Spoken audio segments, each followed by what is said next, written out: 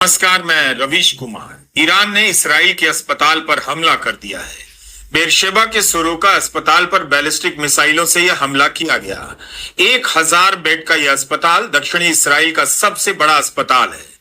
10 लाख लोग इलाज के लिए इस पर निर्भर होते हैं। ईरान ने कहा है कि उसका इरादा अस्पताल को निशाना बनाना नहीं था, पास में एक सैन्य ढांचा है, उस पर हमला करना था। अस्पताल के जो भी वीडियो आ रहे हैं उसमें यही दिख रहा है कि अस्पताल की इमारत को भारी नुकसान तो पहुंचा है। एक फ्लोर पूरी तरह से ढह गया है, लेकिन जान माल को कितना नुकसान हुआ है इसकी कोई पुष्ट खबर नहीं। अस्पताल ने कहा है कि इमारत को बहुत ज्यादा नुकसान पहुंचा है, लेकिन इसराइल ही दावा कर रहा है कि कोई नागरिक नहीं मारा गया। कई लोगों के घायल होने की सूचना भर है। फिर भी इस अस्पताल पर हमले को बहुत बड़ा माना जा रहा है। इसराइल के स्वास्थ्य मंत्री ने कहा है कि अस्पताल पर हमला कर ईरान ने युद्ध अपराध किया है। गजा में इसराइल ने कितने ही अस्पतालों पर बम गिराए, सैकड़ों की संख्या में डॉक्टर से लेकर स्वास्थ्य कर्मी की हत्या कर दी गई, लोग बिना इलाज के मारे गए। आपको याद होगा, जुलाई 2024 में अमेरिका के 45 फिजिशियन ने तत्कालीन राष्ट्रपति जो बाइडेन को पत्र लिखा था और हाल बताया था कि गजा में अस्पतालों की क्या स्थिति है। डॉक्टरों ने कहा कि गजा में कोई स्वतंत्र संस्था नहीं बची है जो वहां की हालत के बारे में सही जानकारी दे। अगर आपको फिलिस्तीन के लोगों पर यकीन नहीं है तो हम 50 डॉक्टरों की बात पर कर लीजिए और इसराइल को हर तरह का हथियार देना बंद कर दीजिए। लेकिन अमेरिका ने अनसुना कर दिया। किसी ने ट्विटर पर लिखा है कि आखिर इसराइल को भी युद्ध अपराध कहने के लिए एक अस्पताल मिल ही गया, वरना 2 साल से अस्पतालों पर बमबारी करता ही रहा है। दुनिया भर के डॉक्टरों की अपील को ठुकराता रहा।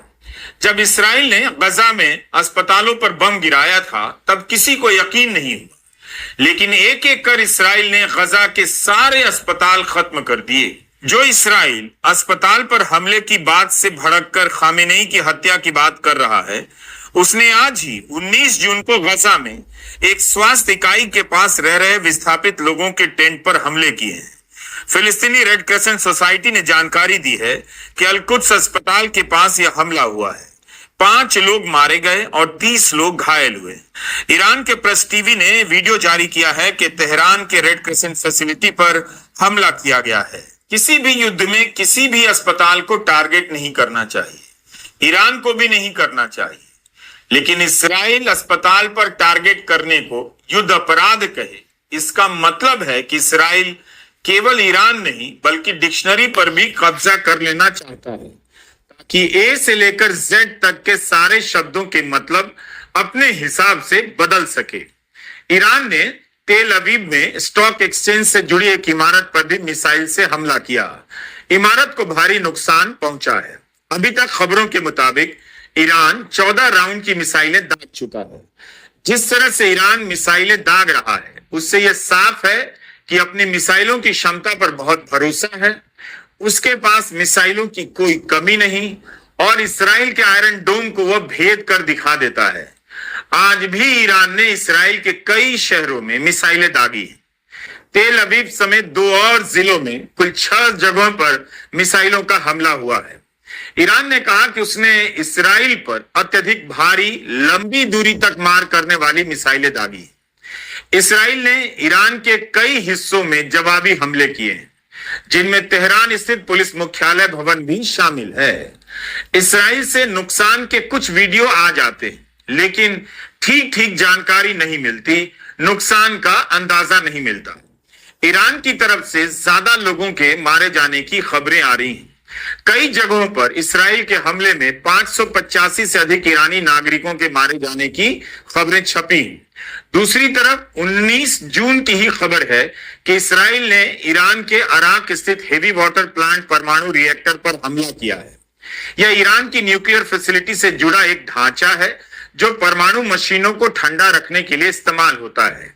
तेहरान से 250 किलोमीटर दूर इस ढांचे पर हमला हुआ है। किसी आम नागरिक के हताहत होने की कोई खबर नहीं।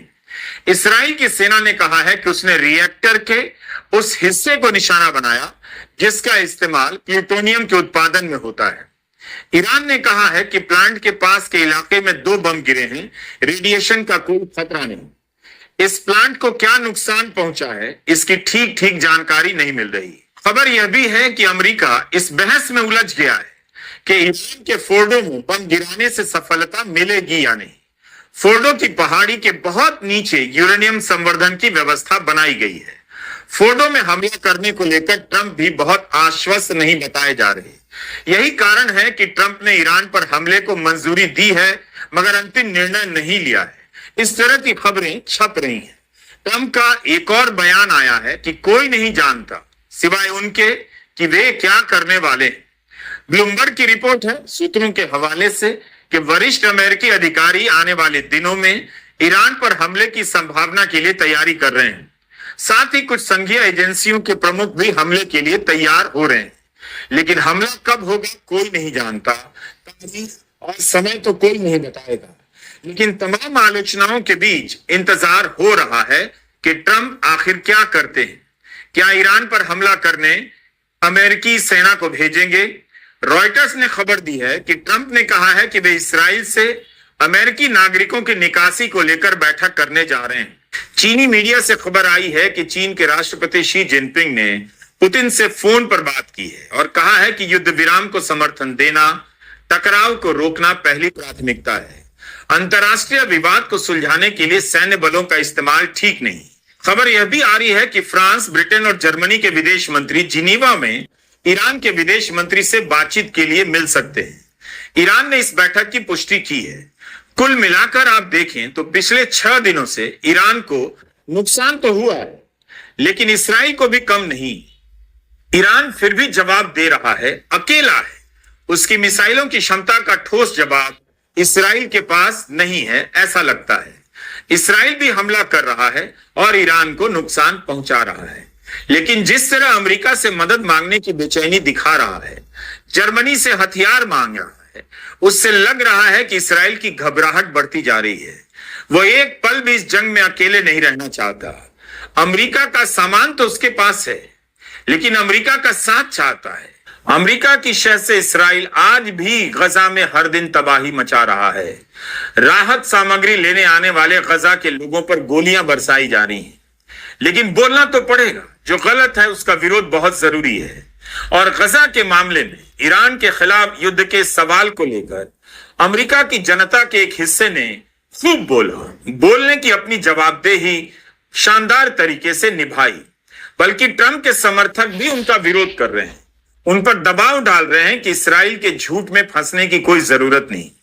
कोई जानता नहीं कि ट्रंप क्या करेंगे, लेकिन अगर 1% भी चांस है कि ट्रंप इसराइल को अंतिम रूप से ना कह देंगे, हमला नहीं करेंगे ईरान पर, तो इसराइल की इससे बड़ी हार कुछ और हो नहीं सकती।